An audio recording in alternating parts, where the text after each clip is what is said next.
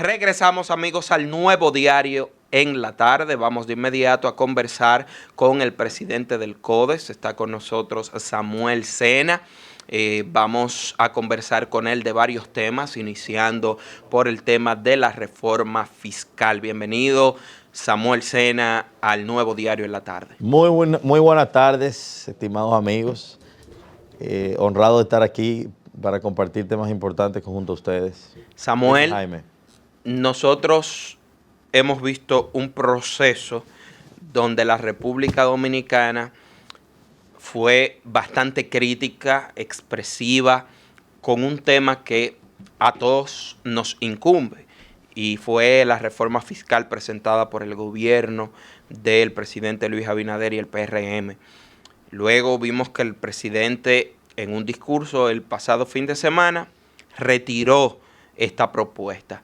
¿Cuál es la valoración del CODES? ¿Cuál es el sentir de las agrupaciones que representa el CODES, de los empresarios, las actividades comunitarias que realizan? ¿Qué ustedes han podido notar de este proceso? Bueno, en primer lugar, Jaime, nosotros esperábamos que este proyecto hubiese sido consensuado ante el órgano constitucional que manda la ley 1-12, que es la Estrategia Nacional de Desarrollo, para conocer una reforma fiscal, que es el Consejo Económico y Social. Nos sorprendimos bastante cómo el gobierno decidió enviar esto directamente al Congreso, y el mensaje cuando tú mandas un proyecto de ley al Congreso es que va a ser pasado rápidamente. De hecho, un día de vistas públicas, de 10 de la mañana a 6 de la tarde. O sea que la intención era pasar la iniciativa. Con lo que no contaron fue con el rechazo unificado de todos los sectores empresariales, de la sociedad civil y de otros sectores productivos que rechazaban el planteamiento per se, como se propuso. En ese caso, nosotros aplaudimos y valoramos de manera positiva que el presidente haya retirado el proyecto, porque la realidad es que hay que sentarse a pensar cómo se van a organizar las finanzas públicas, y esto es un tema que debe ser evidentemente consensuado y negociado con todos los sectores. Fíjate, cosas llamativas como gravar de un 10 a un 27% los ahorros de las personas, eso es insólito. En cualquier país del mundo, el ministro que haya propuesto eso debería estar en su casa por lo menos ya cancelado, o debió haber renunciado por lo menos Jochi Vicente por tremenda barbaridad. Estamos hablando de que, por ejemplo, el Confotur, que es la ley de fomento al desarrollo turístico, que se habla de que el sector turismo, decía el ministro de Hacienda, que el sector turismo ya estaba lo suficientemente robusto y que ya podían ser eliminadas la exención de Confotur. Pero se le olvida al gobierno y se le ha olvidado al ministro de Hacienda de que no todo tiene que ver con los impuestos. Hay un tema de competitividad país. Yo no sé si ustedes saben que en Punta Cana no hay acueducto. Punta Cana no tiene acueducto. Todos los hoteles del este tienen que tener su propio planta de tratamiento de aguas residuales. ¿Pero en México pasa eso? No. ¿Cuánto aumentaría eso el precio por habitación, el costo por habitación? Eso por ponerle un solo ejemplo. Es verdad que el turismo es nuestra locomotora del desarrollo, y todos estos proyectos de desarrollo inmobiliario se iban a ver afectados drásticamente, y no era que iban a recaudar, es que se iba a desacelerar la economía, y muchas veces no iban a poder recaudar nada, como el tema de los ahorros. Gente que tiene fondos de inversión, que tiene importantes recursos destinados a la banca, simplemente hacen así y se llevan ese dinero a un país donde no se tribute, o donde se tribute menos. Entonces, en vez de recaudar, no vas a recaudar nada. Esos son ejemplos muy puntuales. El tema de la zona franca, que representa más de 200,000 empleos. Y ahora, nosotros hemos escuchado durante casi 2 años, casi 3 años, al ministro Bisonó hablar del nearshoring, que es el acercar industrias a los países que son los más grandes productores. Pero ¿qué nearshoring vamos a tener si nosotros comenzamos a ponerle más impuestos a la zona franca? Esas zonas francas se trasladan a otros países y ¿sabe qué? Nos quedamos sin empleo y sin recaudaciones. Por lo tanto, para mí, muchos de esos planteamientos eran sin sentido. O sea, se supone que son economistas, pero no tienen ningún criterio político ni tacto ni político ni social para haber presentado una iniciativa de ese tipo. Así que el presidente hizo algo bueno, es retirarlo. Ahora, ¿qué esperamos de esto? Que de verdad se convoquen a todos los sectores productivos de la vida nacional y que se lleve al Consejo Económico y Social, donde se puedan hacer propuestas técnicas que posteriormente pueden ser llevadas al Congreso, donde los políticos pueden tomar decisiones sobre la base de un documento. Tú vas a la Comisión de Hacienda de la Cámara de Diputados, hay muchísima gente que no sabe ni siquiera conceptos básicos de economía. Y esos son los que van en 7 horas y van a tomar la decisión para pasar una ley. Eso no es prudente, no es sabio. El presidente hizo lo correcto, lo propio, y lo que esperamos ahora es que vaya el órgano necesario para hacer una propuesta técnica de valor. Samuel, se ha atacado mucho precisamente el tema de quiénes fueron que esbozaron este proyecto, porque no estaba adaptado a la realidad de nuestro país. Y finalmente el presidente escuchó, pero a mí me llama la atención cuando previo a este proceso se destacaba mucho que iba a ser una reforma integral y que se iba a convocar a los sectores, y la mayoría de los sectores ha dicho que no fueron socializados. ¿Es así? Entonces, desde tu punto de vista, ¿qué tú crees que pasó en ese escenario? ¿Por qué de repente se tomó esa medida de enviarlo al Congreso sin estas vistas públicas que debieron ser previamente tratadas con el pueblo? Porque hay muchas formas de recaudar, que lo hemos visto en todo este proceso, que quizás no tiene que afectar directamente a la clase media, como hemos visto que iba a ser la más afectada. Claro. Lo primero es que la clase media históricamente es la que dice, según una publicación del periódico El Dinero, el 89.1% es que soporta la carga fiscal de la República Dominicana, que iba literalmente a desaparecer con un proyecto de ley como este de modernización fiscal. Pero en segundo lugar, a mí no me gusta especular. Yo puedo citarte cosas que escuché de una intervención que hizo Homero Figueroa, sí, el vocero del gobierno, y que se refirió a que ellos decidieron presentar esa propuesta. Ellos dicen que no fue una decisión, sino que la propuesta ellos la enviaron al Congreso en virtud de que el Congreso es donde está representada toda la fuerza política. Pero los congresistas no tienen esa capacidad técnica de tomar decisiones, ni siquiera del Código Penal. Imagínate de temas económicos. Entonces no era el escenario idóneo para dar el primer paso. La realidad es que aquí hay que poner orden a la finanza pública, y es una realidad.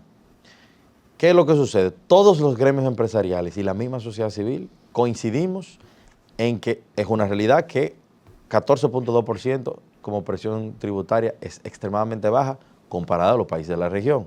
Se necesita recaudar más. El tema del déficit también hay que enfrentarlo. Jaime mencionaba antes de mi intervención del sector eléctrico. Señores, este año se van a destinar 2.000 millones de dólares para paliar o enfrentar el déficit del sector eléctrico. Pero aquí no se habla antes de hablar de una reforma fiscal al pueblo dominicano, hay que referirnos al 47% que hay de evasión fiscal corporativa. La DGI sabe quién es quién aquí. Aquí hay un 47% de evasión fiscal corporativa. O sea, grandes contribuyentes que evaden impuestos. Que también pasa que son grandes donantes. Ojo.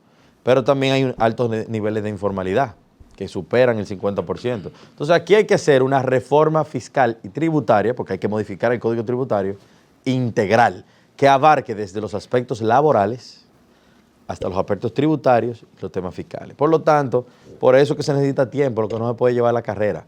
Se necesita hacer una reforma fiscal, lo que ese proyecto en sí no servía absolutamente para nada. Tocayo, usted está hablando precisamente, y me quedo con esa última parte, del tema de a la carrera, de que se llevó un poco rápido este proceso. Entonces, por ahí me voy y le pregunto, ¿no también fue a la carrera rápido? Incluso me atrevo a preguntarle si no lo considera imprudente el hecho de que se sometieran 3, no solo una, sino 3 reformas simultáneas en menos de una semana.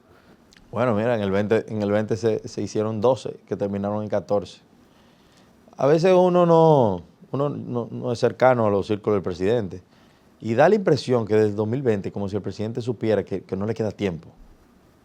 Porque en ese momento, cuando se convocó el Consejo Económico y Social para las 12 grandes reformas, también analizamos, o sea, 12 reformas tan rápido, tan pronto, todas al mismo tiempo, dio como resultado ineficacia, ineficiencia, muchos procesos que se quedaron en el camino y no se llegaron a conclusión. Con relación a este proceso inmediato, también da la impresión de que lo necesito hacer rápido para poder avanzar porque el tiempo no me da. Y él tiene algo de razón. Cuando se convocó en el 2020, Samuel, le dieron participación en las mesas de discusión a los partidos políticos y la politiquería ralentiza los procesos. Porque una persona de la oposición, un actor de la oposición puede simplemente negarse a buscar consenso porque no le interesa, lo que quiere es el gobierno, porque los partidos políticos buscan que en países desarrollados se ve una visión país, pero en los países como los nuestros, donde hay poco nivel de institucionalidad, donde todavía permea mucho el interés particular sobre el colectivo, tú te das cuenta de que tratan más que nada de torpedear los procesos, más que aportar al país. Y eso es parte del por qué yo creo que eso no se llevó al Consejo Económico y Social, porque lo que había era que acortar los procesos. Pero realmente ese tipo de decisiones hay que hacerlo buscando el consenso de todos los sectores. Claro. Samuel, tú has dicho algo que a mí me ha llamado la atención. Tú dices que hay grandes empresarios que son grandes evasores fiscales, pero al mismo tiempo son intocables porque son grandes donantes a los partidos políticos y más a los partidos que ganan el poder ejecutivo. Sí. Eso es muy fuerte. Sí, eso no lo digo yo. Yo vi una reciente entrevista, y creo que fue aquí en este medio, que se le hizo a un economista muy importante y destacado que se llama Andy Dawager. Sí, aquí fue. Él se refirió a anécdotas que él tuvo con grandes contribuyentes que son grandes donantes. O sea que yo le tomo la palabra al señor Andy Dawager. Él inclusive de una fórmula que se la propuso en algún momento sobre esos grandes evasores, ponerle una cuota X, porque no solo son evasores, sino que hay algunos que se reportan sin beneficios en el año, porque llegan a acumular tantas facturas que suelen ser más deuda que beneficio y engañan al gobierno. Una inversión. Engañan al Estado. Como un gasto de la empresa. Entonces, un FIT para esa persona que se declaran, y eso solucionaría un gran problema. Eso fue una de las observaciones que presentó Andy. Hay Andy. muy buenos economistas que no se le ha puesto caso. Aquí está, mira, Mercedes Carrasco, Magín Díaz, Muy bueno. Jaime Arita Escudero. Tú tienes a Andy, Henry Ebrard, Siriaco. Aquí, el foro debería ser de todo ellos. También Mariano. También. También si tú reúnes a todas esas mentes. Sí, es cierto, aquí hay muy buenos si tú te reúnes a toda esa mente y se ponen de acuerdo, y creo que pudieran llegar a alguna propuesta que sea política y socialmente correcta. Ahora, si tú lo haces con Jochi Vicente solamente, ¿viste lo que pasó? Samuel, yo no sé si, Julio, yo no sé si ustedes fueron consultados antes de entrar la reforma fiscal. Nadie fue consultado. No se le llamó como presidente. Yo tengo una información que no puedo decirte si es 100% verídica, pero al parecer sí por las personas que lo han estado diciendo. Y es que al mismo Luis Valdés no se le consultó, al director general de Impuesto Interno. Eso supuestamente, según lo que se dice, se manejó estrictamente, discretamente con el equipo de Hacienda. Entonces, si no se consulta al director general de Impuesto Interno. ¿Qué propone el CODES de ahora en adelante? Hablaste de enviar este proyecto o enviar el tema para crear un consenso a través del CES, como establece la ley y la Constitución, pero ¿qué otra cosa hacer a partir de ahí? Bueno, nosotros hicimos reparos en las vistas públicas en virtud del proyecto de ley que se había presentado y que pensamos que iba a pasar. Y en ese momento hablamos del IPI, de que se aumentara el monto hasta 7.800.000. Hablamos de la defensa, el mantenimiento del incentivo del sector turismo de Confotur, pero también al tema de los alimentos, que se habían solamente permitido 7, se habían quedado 7 y todos los otros productos iban a estar grabados. Ahora, de cara a una posible propuesta de busca de consenso, evidentemente nosotros vamos a estar de acuerdo con que se mantengan los incentivos fiscales, pero que sean fiscalizables de manera seria y responsable. ¿Por qué? Porque tú tienes la ley de desarrollo fronterizo, pero para nadie es un secreto que hay empresas que están colocadas o instaladas en la zona fronteriza, pero que ejercen lo que se llama prácticas desleales en el comercio, que se aventajan del que está instalado en otro lugar y que paga impuestos sobre la renta, pero tú produces ya con exenciones fiscales, pero le vende a todo el mundo. Entonces, esas son cosas, distorsiones del sistema que tienen que ser fiscalizables. Y eso se puede hacer perfectamente porque esas empresas están ahí y la DGI tiene todos los datos. ¿Y qué es lo que pasa, Samuel? Que nos hemos dado cuenta que cuando las empresas menos impuestos tienen, mientras menos carga impositiva tiene una industria, más se desarrolla. ¿Cómo así? Son tan dañinos los impuestos. Porque hemos visto cómo el sector turismo es el principal de República Dominicana. Hemos visto cómo las empresas que se instalan en la frontera con esta ley de comercio fronterizo de esta zona, con excepciones que tienen en esta zona, también se desarrollan. Hemos visto cómo las zonas francas también, que generan 200,000 empleos directos y en indirectos formales llegan a 400,000. Vemos que hay mucho desarrollo. Vemos la industria del cine, cómo ha crecido. Porque no tiene tanto impuesto. Háblame de eso. Yo sé a dónde tú quieres llegar, pero el punto es que es una realidad. Son los incentivos y exenciones fiscales, son esquemas tributarios que se eximen a un determinado sector para que se desarrolle, y se supone que no son permanentes, que debe llegar a un punto en el que el sector está tan robusto que puede correr solo y que ya puede aportar al fisco. Exacto. Por el otro lado también, Jaime, que es la parte que no te gusta, el Estado necesita recaudar. Claro. Porque para invertir en infraestructura, para que esas industrias que están localizadas en la zona fronteriza puedan recorrer con sus patanas, sus camiones, que puedan llegar a los aeropuertos, a los diferentes puertos, tiene que haber inversión. Sí. Y eso no se hace con maná del cielo, se hace con plata, con dinero, con Pero efectivo, ¿por qué no tiene bajar que el venir gasto de público? ¿Qué opina el CODES, por ejemplo, de temas como el financiamiento a los partidos políticos? ¿Qué opina el CODES respecto a temas tan importantes como las excepciones que tienen los diputados de exoneraciones abiertas, sin límites, donde pueden entrar cualquier tipo de vehículo y no pagar nada? Entonces, estamos viendo puntos importantes que parece que no quieren ellos sacrificarse, los políticos. Mira, sí, nosotros no hemos pronunciado con relación a eso. Evidentemente, antes de tú pedirle a un país, a una sociedad que ya no aguanta más, principalmente la clase media, hay que exigirle al gobierno mejorar la calidad del gasto. Citando a una importante economista dominicana, que es Mercedes Carrasco, los otros días en un foro, ella se refirió a que el gobierno andaba procurando, con este proyecto de modernización fiscal, unos 122,000 millones de pesos. Pero solamente en el gobierno del PRM se han introducido 100,000 nuevos puestos de trabajo, que representan, según ella, 133,000 millones. Entonces, ¿qué es lo que sucede? El Estado puede ser más eficiente quizás con menos personas. ¿Por qué dedicarse a contratar más personas? Pero también hay muchas áreas donde se pudiera perfectamente efectivizar el gasto público. Y ese es el primer llamado que se debe hacer antes de tú exigirle al pueblo de que tú le vas a aumentar impuestos. Primero pone en orden la casa y demuestra de que austeridad somos todos, y comienza por el gobierno. Y sí, nosotros estamos de acuerdo. Con relación al tema de los legisladores, eso es algo que ellos mismos no van a limar cuchillo para su garganta. Ellos van a cuidar su clase siempre.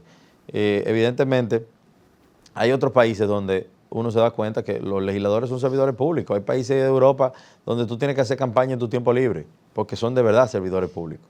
Aquí también hay que poner orden. El tema de los partidos políticos. Este año 2024 se destinaron 5,000 millones de pesos para el financiamiento de los partidos políticos. Y yo lo dije en una entrevista, eso llora delante de la presencia de Dios, cuando aquí todavía no tenemos ni un solo problema fundamental resuelto. Y los partidos políticos, eso es para tirarlo para la calle. Realmente, los partidos políticos deberían financiarse solos. Y tú te vas a dar cuenta que no va a haber tantos. Pero partido y movimiento, Samuel. no va a Eso es una existir, cosa no impresionante. Tanto, pero este es el país que tenemos y tenemos que buscarle la vuelta porque aquí que no, estamos haciendo vida y queremos que nuestros hijos se queden, y hay que buscarle la solución a esos problemas. Pero con el consenso, es importante siempre mantener el consenso y que nuestros reclamos en sentido general en el gobierno sean fuera del populismo y manteniendo siempre la coherencia en todo el reclamo, porque de nada sirve tú hacer reclamaciones cuando tú ves como que no hay ningún tipo de coherencia en las cosas que tú estás solicitando. También, no me refiero de lo que hemos visto. También algo importante, es difícil recaudar dinero en un país donde te exigen, es verdad que aunque baja la presión tributaria, cónchale, tú tienes que pagar educación privada porque la pública no es buena. Tienes que pagar un seguro privado porque el sistema de salud dominicano no es aceptable. Tienes que pagar seguridad privada porque la seguridad no está garantizada.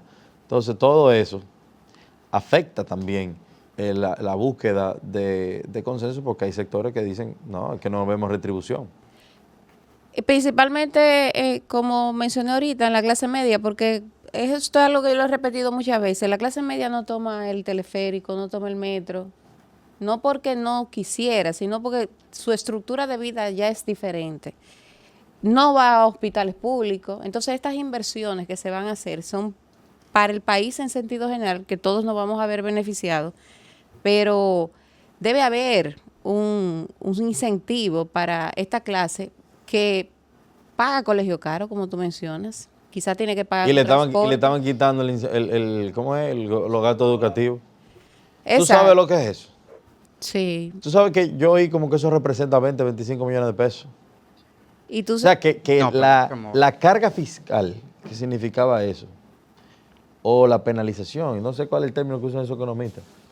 Eso no era significativo. Samuel, y pagan vehículos, la mayoría. Tienen préstamos de vehículos y préstamos de vivienda. O sea, que tú como presidente del CODE es algo importante que no es, que hay que ponerle atención para poder pasarle la mano a esa clase o lo que están aspirando a llegar.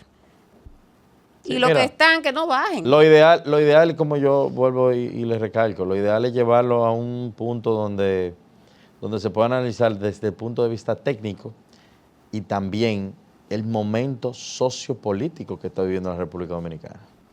Señores, nosotros estábamos a punto. Aquí se discutió bastante y cuando nosotros, por ponerte un ejemplo, cuando nosotros emitimos el comunicado, cuando lo estamos haciendo, una palabra que se barajó mucho si lo poníamos en el texto, o sea, textualmente o no, era la paz social. La paz social. Todavía la República Dominicana cuenta con una tranquilidad. La gente, tú sabes, la gente todavía puede hacer su cervecita y cogerlo con calma. Te iban a subir los cigarrillos, la bebida, los ahorros, todo. La paz social se iba a comprometer. Sí. Y nosotros, como estamos ya viviendo en un mundo globalizado, no estamos ajenos a nada de lo que está pasando. La gente ve en la noticia que Hezbollah y Israel ataca el Líbano. Todo eso tiene implicaciones económicas que afectan a la República Dominicana, que Ucrania y Rusia, que ahora Xi Jinping le está diciendo a su ejército que se preparen. ¿Ustedes creen que eso no tiene implicaciones globales y que nos va a afectar a nosotros? Imagínate también que nuestro propio gobierno, en una propuesta beligerante, hubiese pasado eso con la mayoría que tiene. Bueno, yo conozco gente que me decía, yo me iba a ir del país. Conozco gente que tiene negocios, que me dijo, yo voy a comenzar a cobrar en efectivo. Iba a aumentar más La informalidad. evasión iba a Claro, aumentar, porque por eso lo provoca supuesto. más. Claro. Lamentablemente ese es el camino más fácil, pero no es el más fácil que tenemos que buscar, es el más eficiente pensando a futuro.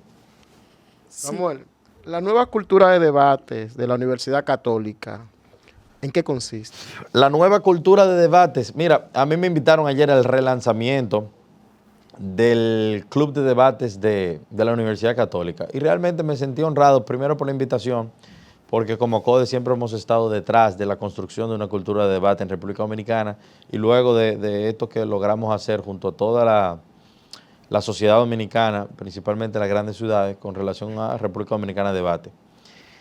Pero eso es lo que nosotros aspiramos, a que los centros de pensamiento, que son las universidades, desarrollen equipos y toda una dinámica que permita que esa generación que va subiendo normalice la cultura de realizaciones de debate. De ahí es que van a salir los próximos candidatos, diputados, senadores, presidentes de la República en los próximos 10, 15, 20 años. Y ese es el trabajo que nosotros estamos promoviendo.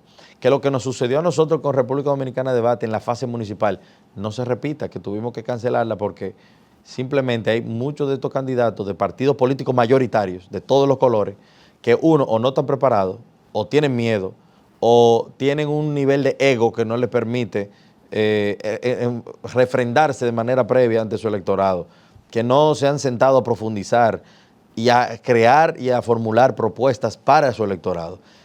Ellos tienen que entender que la política cambió, la gente está cada día más documentada, tiene más acceso a los medios de comunicación y exige más. De hecho, la gente ahora tiene más expectativas de calidad de vida. Por lo tanto, esos relajos de que yo tengo dinero, yo gano, se va a ir disminuyendo en el tiempo. De que yo pertenezco a una estructura partidaria robusta y yo gano. Todo eso, a partir del año 2028, tú verás cómo va a cambiar. Samuel, un mensaje final a los amigos que nos ven y nos escuchan a través de las diferentes plataformas que estamos interconectados. Bueno, desde el CODES y hablando del tema de la reforma fiscal, que es el tema que está en el tapete en este momento, exhortarle a todo el mundo que exija al gobierno que mande este tema para el Consejo Económico y Social, que es lo mejor que nos puede pasar a todos para poder dar con un proyecto de ley que sea acorde a los tiempos y que pueda entender cuáles son los sectores que pudieran aguantar mayor carga impositiva y que la sociedad civil sea la menos afectada, la clase media particularmente, que es a la que el CODES generalmente representa. Así que agradecerles el tiempo, el espacio de discutir y de conversar de estos temas tan importantes para la sociedad dominicana. Gracias, Samuel. Vamos de inmediato a una